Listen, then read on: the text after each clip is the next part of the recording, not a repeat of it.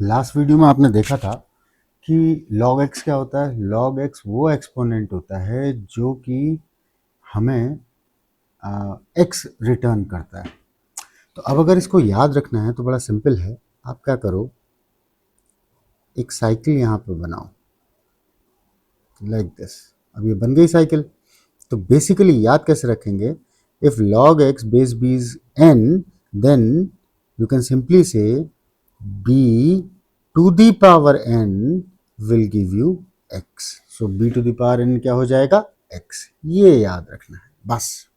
तो एक छोटा सा एग्जाम्पल लेते हैं यहाँ पे। मानिए आपको दिया हुआ है log base 10 x is 3.5, okay, and log base 10 y is 1.5 let's say.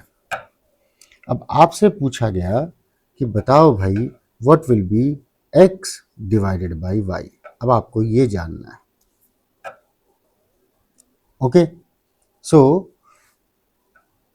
Now अब कैसे करेंगे, बिल्कुल आसान है। x निकाल लीजिए। अब आप अगर log x बेस 10 3.5 दिया हुआ है तो यहां से आप देखिए what will be x will be nothing but 10 to the power 3.5, correct. Likewise here 10 to the power 1.5 will give you y. So what is y? It is 10 to the power 1.5. Now what is required? X by y. So what is x? It is 10 to the power 3.5. And what is y?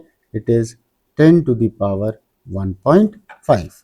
Now you can bring this up. तो ये क्या हो जाएगा, 10 to the power 3.5 times 10 to the power minus 1.5. So this will be 10 to the power, what is 3.5 minus 1.5? 3 minus 1 is 2 and that's it. So it is 2. So the answer will be 100. Simple. So याद रखिएगा, if log x base b is given to you as n, इसका मतलब क्या होता है, b to the power n is x. So here x will be evaluated as b to the power n.